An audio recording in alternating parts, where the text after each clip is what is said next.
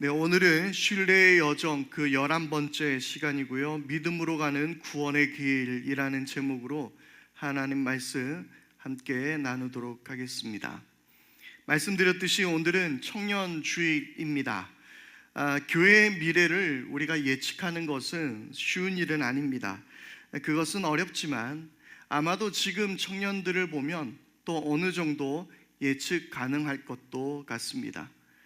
그래서 저는 한편으로는 감사합니다.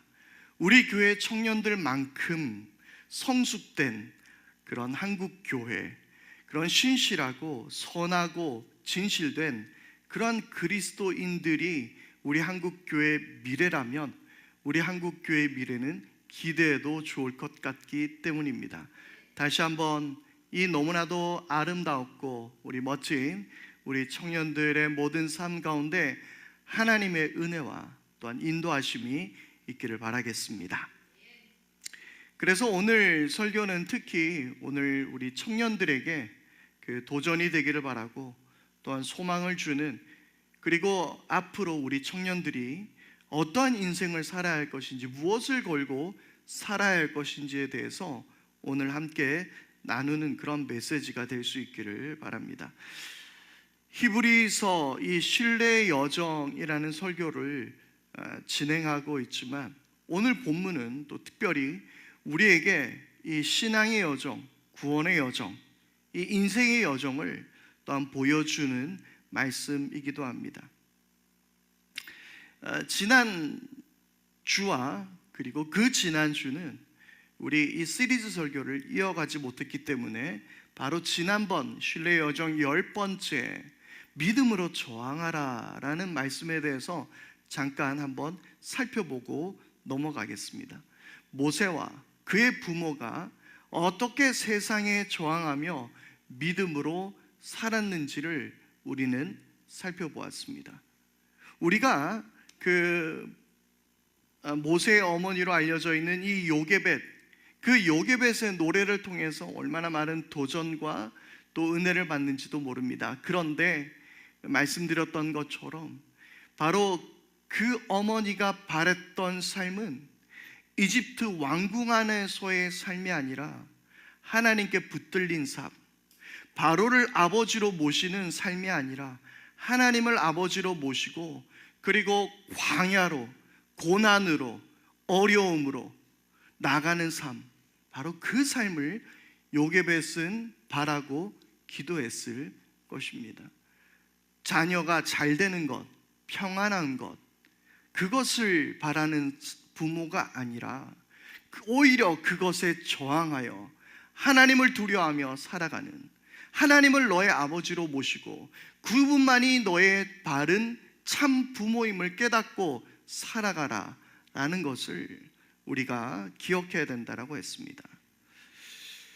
국가의 법에 따라 살아야 하고 국민의 의무를 다해야 하지만, 그리고 때로는 우리는 저항할 때도 있다라는 걸 깨달아야 합니다.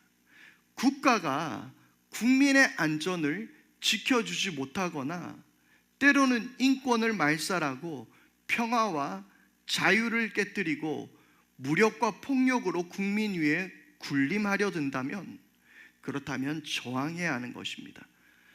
미국의 철학자 헨리 데이비드 소로는 시민 불복종이라는 책에서 이렇게 말합니다.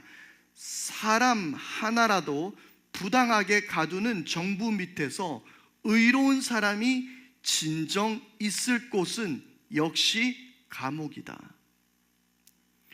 사람을 부당하게 가두는 정부라면 의로운 사람이 있어야 할 곳 역시 감옥이라고 이야기하는 겁니다. 국가가 잘못된 길을 가고 있을 때 침묵하고 있지 말라는 것입니다.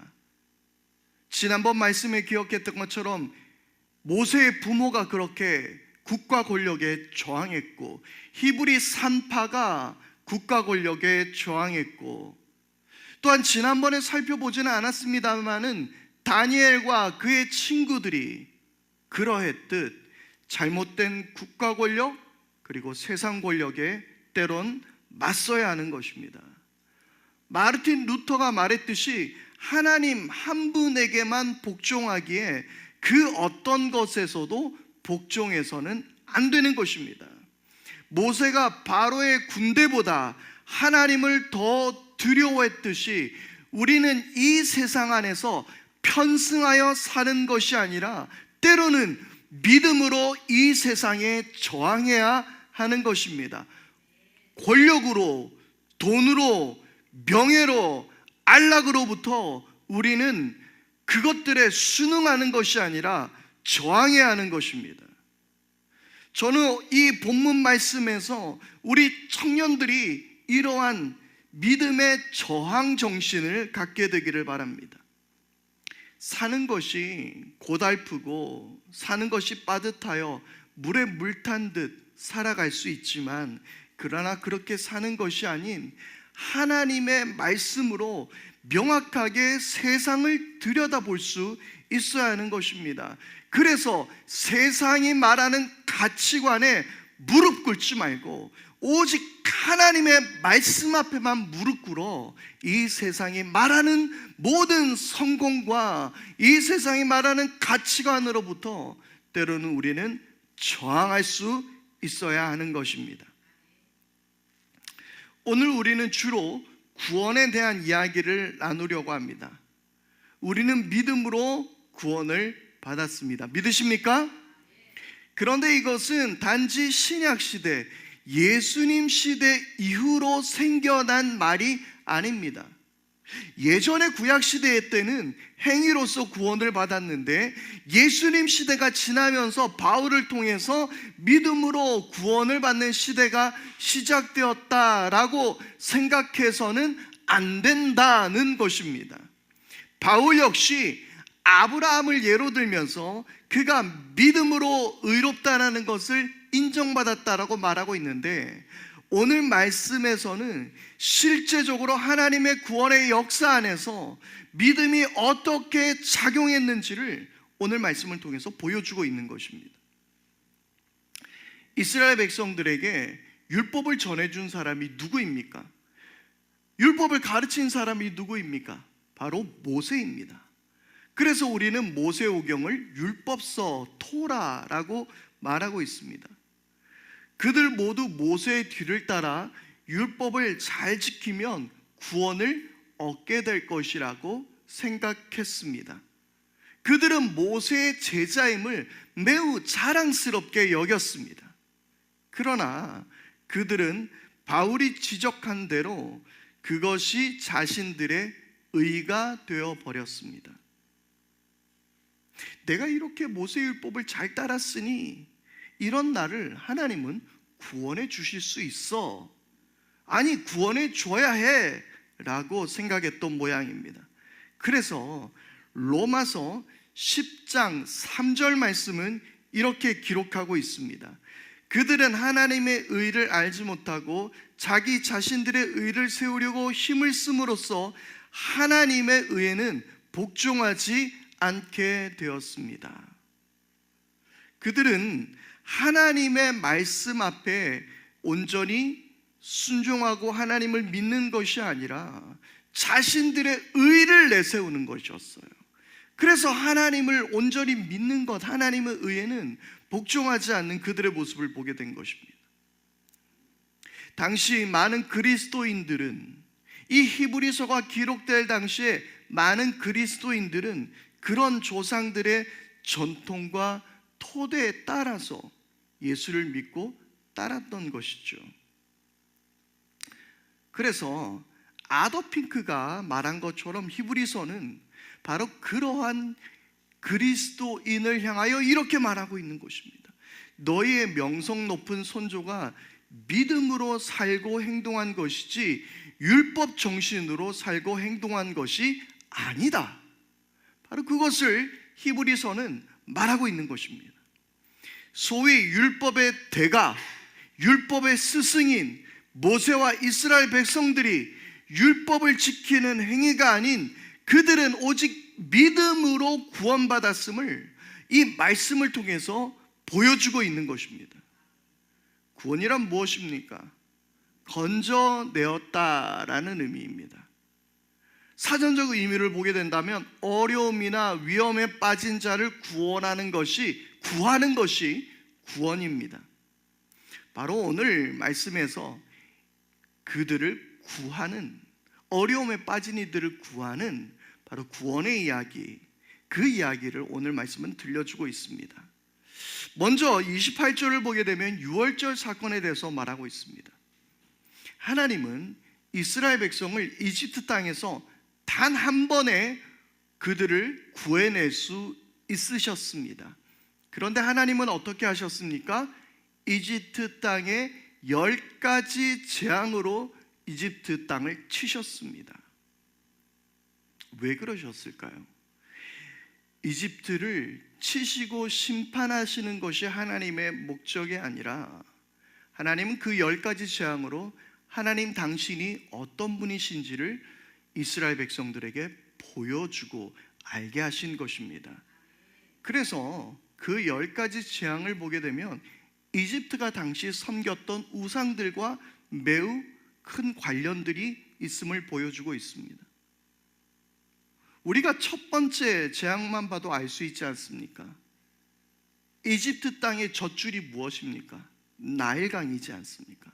바로 그 나일강을 피로 물들게 만들어버린 이 사건. 그래서 온 땅을 다스리는 건 이 세상의 모든 권세는 하나님 안에 있다라는 것, 그것을 보여주었습니다. 이 사건들을 통해서 하나님은 이 세상을 지으셨고 지금도 통치하고 계시고 바로나 그 어떤 위대한 이들도 하나님 아래에 있다라는 것, 모든 세상 권세가 하나님 발 아래에 있다라는 것을 이 사건들을 통하여 보여주었습니다. 그리고 마지막 재앙, 이 마지막 재앙으로 하나님은 생명의 주관자가 되심을 보여주었습니다. 이 유월절이 있었던 날 어떤 일이 일어났습니까?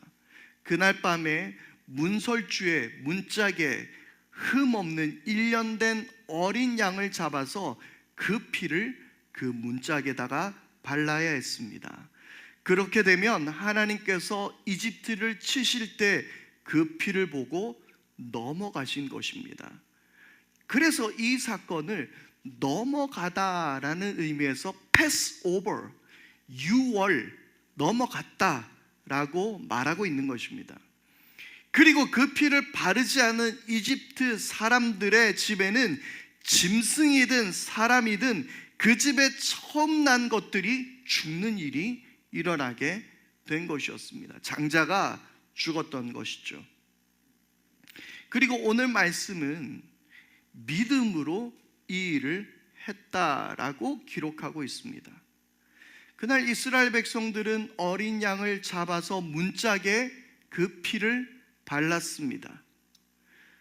무엇이 이스라엘 백성들을 이집트에서 나올 수 있게 했습니까?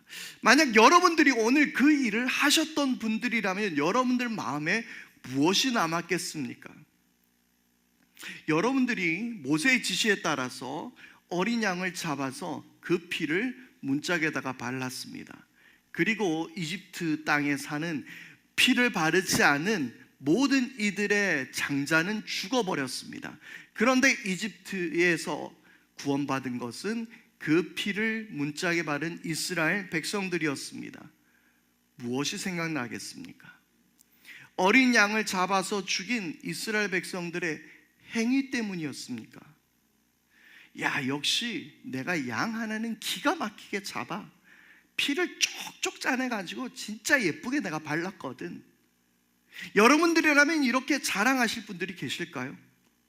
아니면 이집트 놈들 아주 쌤통이구만, 저렇게 당해봐야 정신을 차리고 우리를 보내주는구나, 잘됐다, 이렇게 생각하실까요? 그날 밤 이스라엘 백성들은 어떤 생각을 했을까요? 아, 우리를 살린 건 이 어린 양의 피였구나. 이집트를 향한 심판이 그들을 구원한 것이 아니라 어린 양의 피가 그들을 구원한 것입니다. 죽음이 이집트 땅에만 있었던 것이 아니었어요.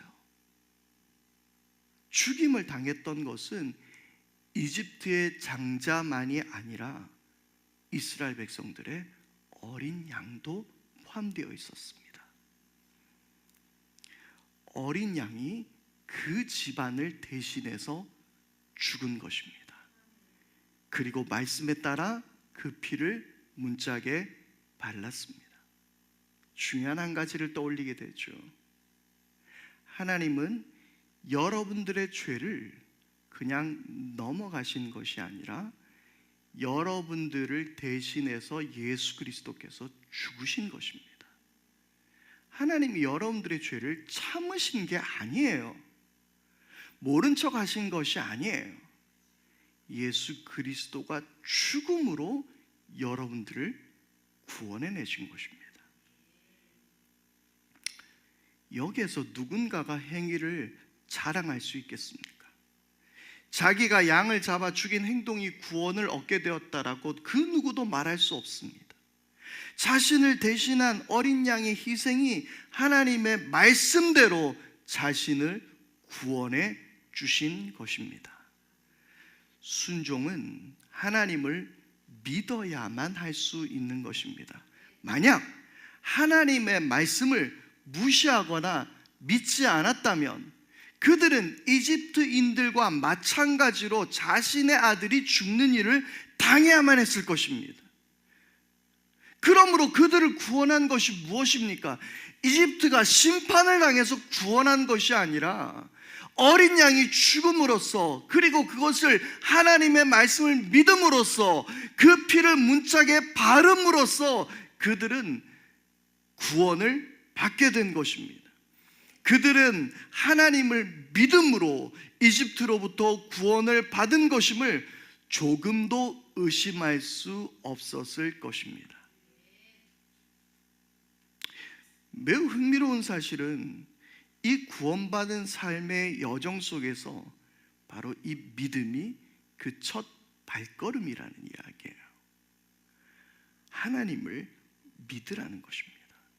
앞으로 너의 모든 일들이, 앞으로 말로 표현할 수 없는 일들이 너의 삶에 닥쳐올 텐데, 너희가 나를 믿음으로 그 발걸음을 시작했듯이 모든 순간을 믿음으로 살라라고 말씀하고 있는 것입니다.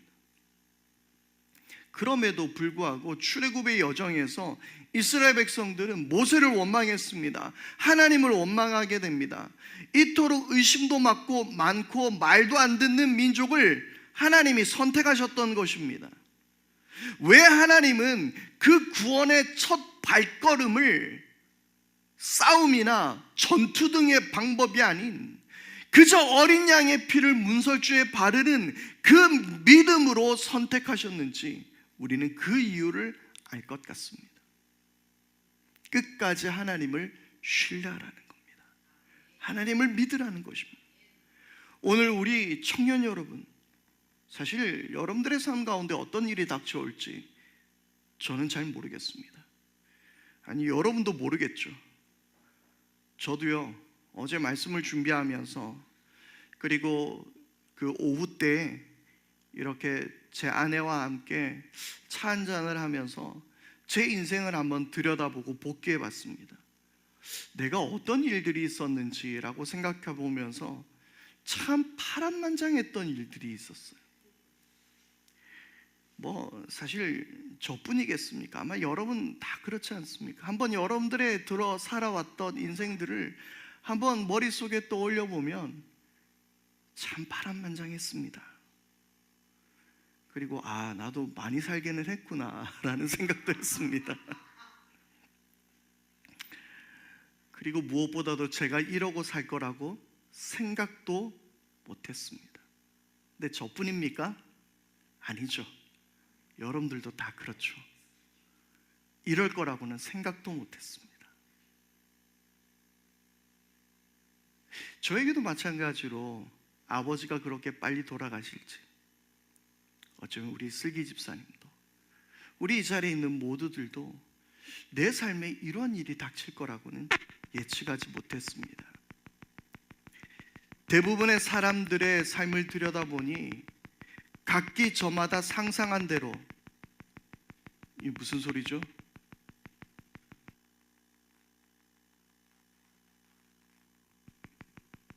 네, 켜볼까요?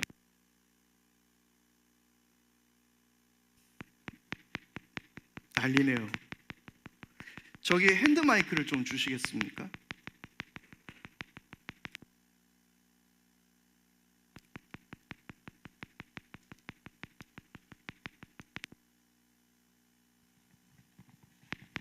마시가 이게 배터리가 모자란 건가?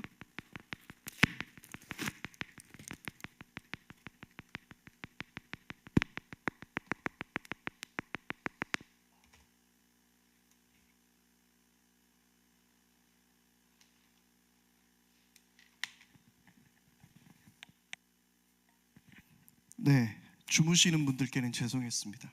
깜짝 놀라셨죠? 잠에서 깨버렸는데. 말씀을 이어가겠습니다. 어떤 일이 우리의 인생에 닥쳤는지 우리는 다 잘 알 수 없습니다. 우리는 예측한 대로 살아가지 못했습니다. 우리 직장에서도, 그리고 제가 최근에 만났던 몇몇 사람들을 바라보면서도 정말 그들이 각각 상상한 대로 계획한 대로 살아가는 사람들이 진짜 없더라고요. 거의 없었던 것 같습니다. 아마 유일한 자기가 원했던 삶을 살아가는 건 우리 형수님이 아닐까. 그 외에는 그렇지 않았던 것 같습니다. 정말 그래요. 그러나 하나님은 말씀하십니다. 너의 구원이 어디서 시작되었느냐? 예수의 십자가 그 은혜로, 믿음으로 시작되었단다. 너의 삶은 예수의 죽음으로, 그 피로 사는 삶이야. 그래, 너는 바로 그걸 믿음으로 시작했어. 그러니 그 믿음을 끝까지 포기하지 마. 천국에 들어가는 그때까지 바로 그 믿음으로 사는 거야. 나를 신뢰하렴. 바로 하나님께서는 우리 모두에게 그렇게 말씀하십니다. 특별히 오늘 우리 청년들에게, 우리 청소년에게 하나님은 그렇게 말씀하세요.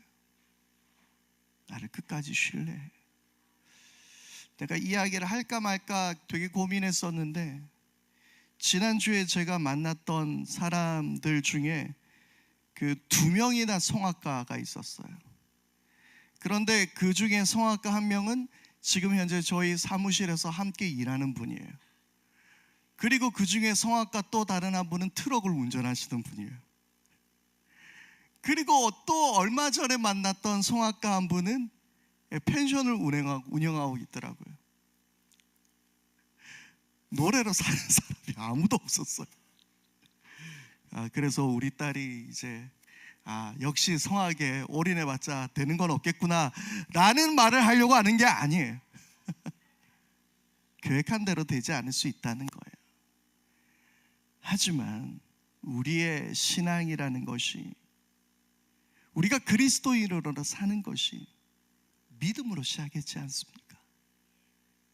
믿음으로 끝까지 가는 거예요. 주님을 신뢰하는 거예요. 그리고 이스라엘 백성들은 이제 홍해 앞에 머물게 됩니다.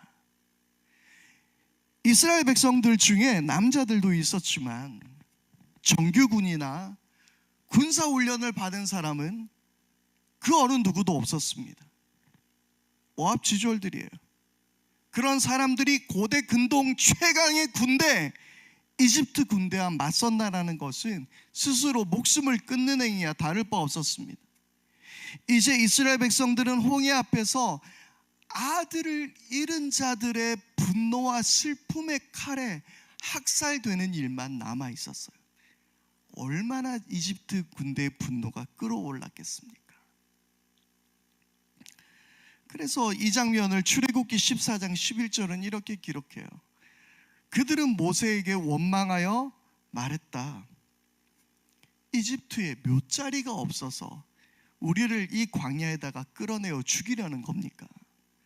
우리를 이집트에 끌어내어 여기서 이런 일을 당하게 하다니 왜 우리를 이렇게 만드십니까? 여러분, 이스라엘 백성들이 너무한가요? 이들이 좀 말을 심하게 하는 것일까요? 틀린 말이 아니죠. 입장 바꾸어서 생각해 보십시오. 지금 홍해 앞에서 꼼짝없이 죽게 생겼습니다. 그러나 중요한 것이 있죠.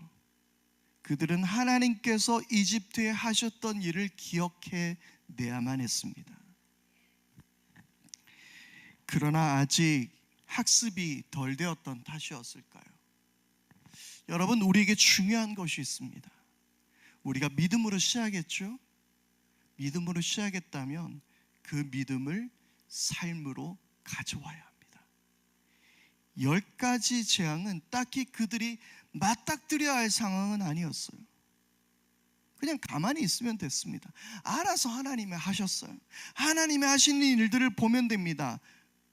그냥 흥미롭게 이집트에서 오늘 어떤 일이 일어났는지 그 이야기를 듣게 되거나 어떤 일이 지금 일어나고 있는지 관찰만 하면 되는 상황이었습니다. 그러나 그들의 눈앞에는 이집트의 군대가 그들을 에워싸려 하고 있었습니다. 삶의 위기가 눈앞에 있었던 거예요. 여기에서는 흔들리게 됩니다. 당장 내 눈앞에 놓인 돈 문제, 인간관계, 불투명한 미래, 가족들의 문제, 취업의 문제, 이 모든 문제 앞에서 우리 모두는 여지없이 흔들립니다. 저도 흔들립니다. 다르지 않습니다. 그러나 중요한 것은 우리는 이 믿음을 내 삶으로 끌고 와야 합니다. 이제 그들이 해야 할 일은 이집트에서와 다르지 않았습니다.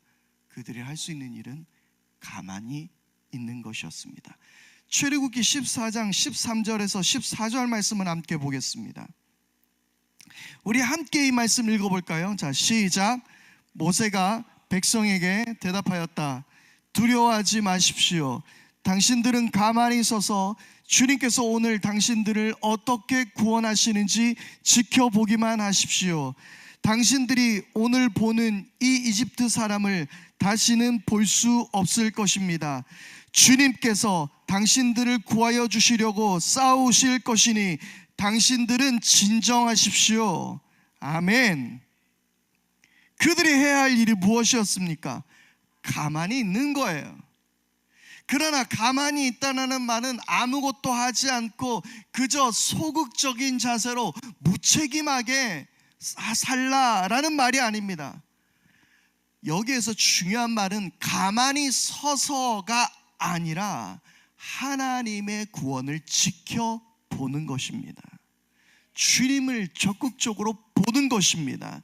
주님을 적극적으로 신뢰하는 것입니다.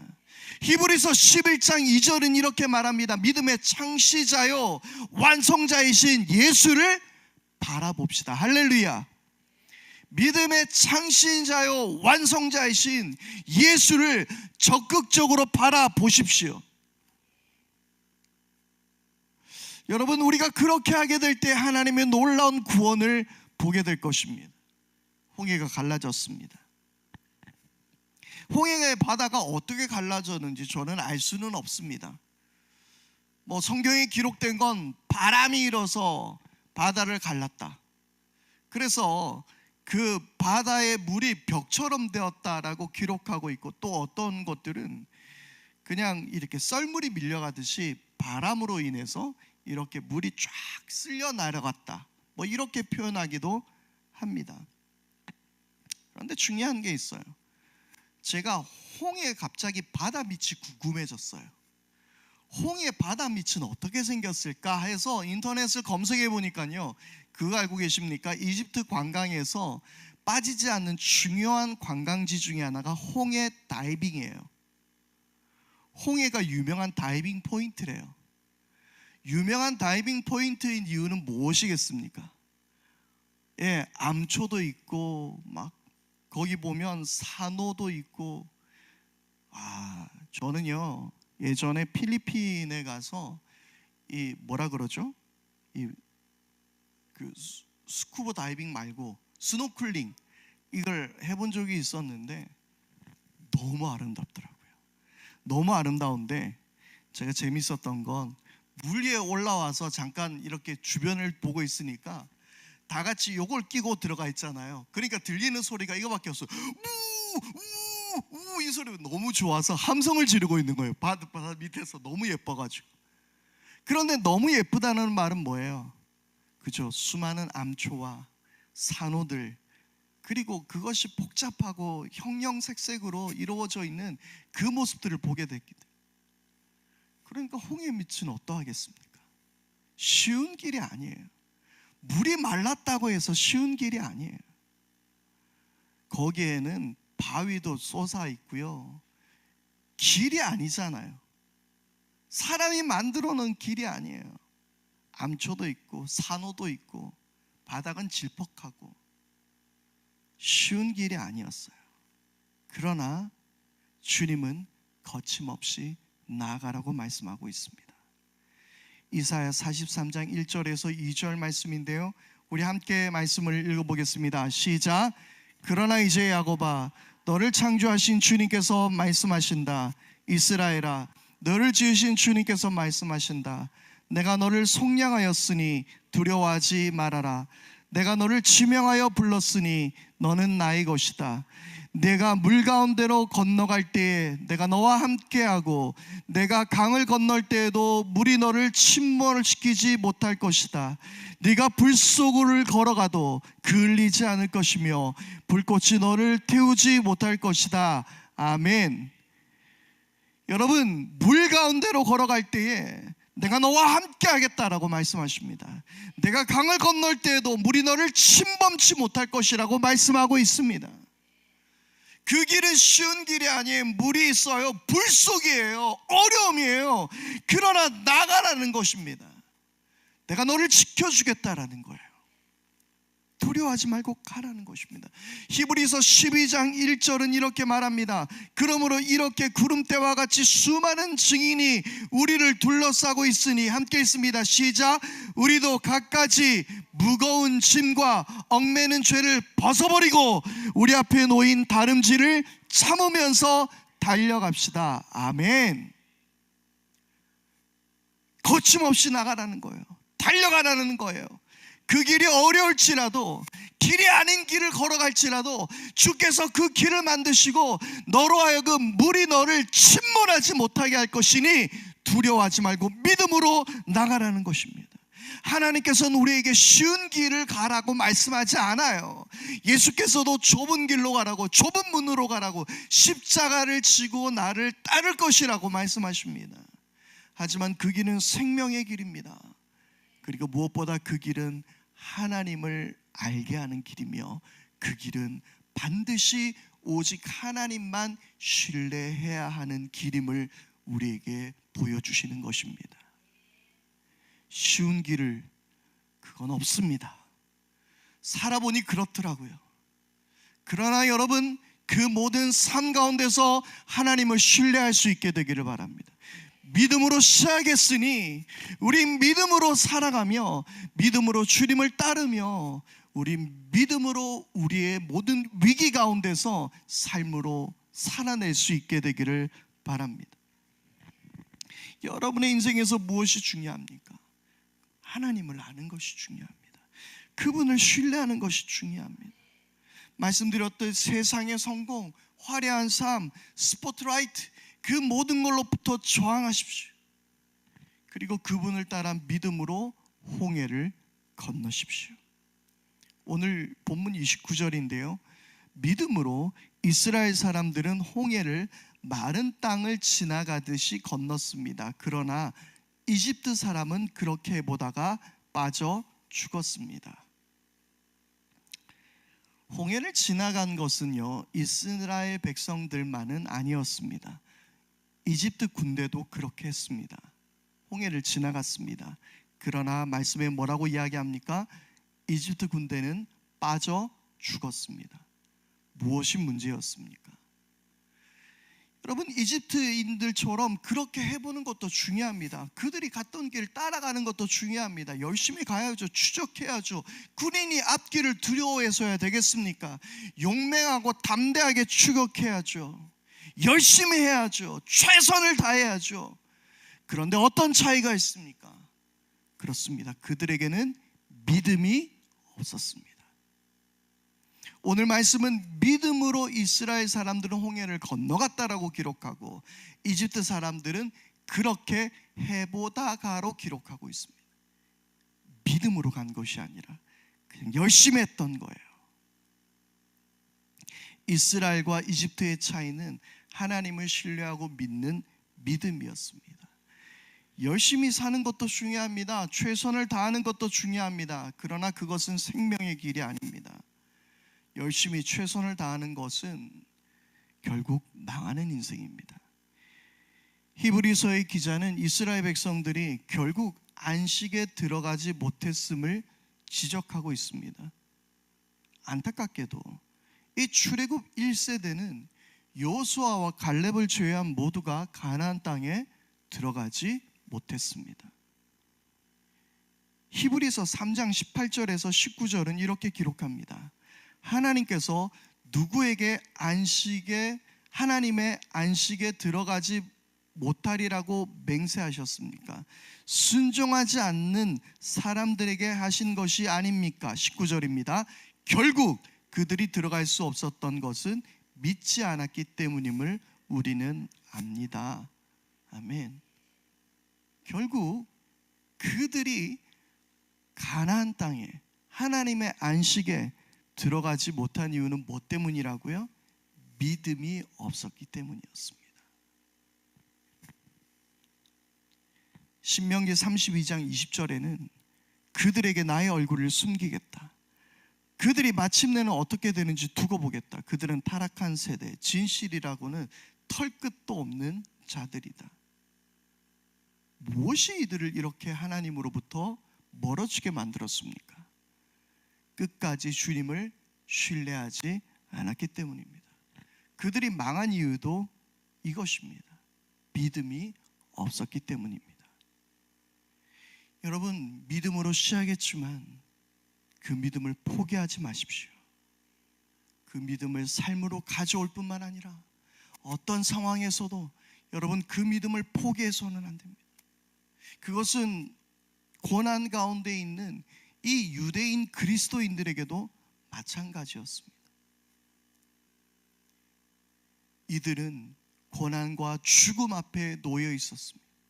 그러나 결국 이스라엘 백성들은 홍해도 건너고 만나와 메추라기도 먹고 놀라운 하나님의 기적들을 경험하고 믿음으로 살려고 했지만 결국 그들은 믿지 않았기에 그들은 안식에 들어가지 못했던 것입니다. 믿음을 포기했던 것입니다. 이들이 반드시 지켜야 됐던 것은 끝까지 어떤 순간에도 믿음을 포기하지 않는 것입니다. 오늘 사랑하는 우리 해분인 성도 여러분, 여러분들의 모든 삶 속에서 이 믿음을 포기하지 않게 되기를 바랍니다. 믿음으로 살아내십시오. 오늘 특별히 청년주일입니다. 우리들이 청년들에게 줄 선물이 무엇입니까? 우리가 이들에게 줄 수 있는 가장 큰 선물은 격려가 아니라 우리가 그렇게 살아내는 것입니다. 믿음으로 살아내는 것을 이들에게 보여주는 것입니다. 나처럼 이렇게 따라오라고 그 길을 보여주십시오.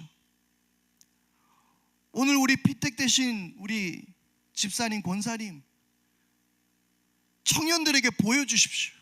우리 희재, 성재, 우리 다윤이에게 보여주십시오. 신앙생활은 이렇게 하는 거야. 교회는 이렇게 섬기는 거야. 교회 봉사는 이렇게 하는 거야. 주일은 이렇게 섬기는 거야. 그걸 보여주십시오. 나처럼 이렇게 따라오라고 하십시오. 오늘 성경에는 이 히브리서 11장의 위대한 신앙의 선조들, 믿음의 전당에 기록된 이들이 우리에게 어떻게 살았음을 보여주는 것처럼 오늘 여러분들이 우리 청년들에게 이렇게 사는 것임을 보여줄 수 있게 되기를 바랍니다. 여러분, 우리가 그렇게 믿음으로 살아가서 우리 모든 청년들에게 아름다운 유산을 물려주십시오. 여러분, 이 해브닝 교회가 제가 죽고 난 이후에도 계속 있겠지 없을지는 모르겠습니다. 그러나 바라기는 여러분들이 저보다 좀 더 오래 산다면 지켜내십시오. 신앙을 이어가도록 하십시오. 믿음으로 다음 세대에게 물려주십시오. 그리고 하나님의 나라를 살아가는 아름다운 모습들을 이 세상에 보여주십시오. 그렇게 믿음으로 이 구원의 길을 함께 걸어가는 우리 모든 청년들, 우리 청소년, 그리고 우리 모든 성도님들이 될 수 있기를 바랍니다. 오늘 함께 우리 말씀 앞에 결단하면서 주님, 우리도 믿음으로 살겠습니다. 믿음으로 홍해를 나갑니다. 믿음으로 깊은 바다로 나갑니다. 주의 말씀을 의지하여 순종함으로 믿음으로 살게 하옵소서. 우리 함께 결단하며 함께 찬양하겠습니다.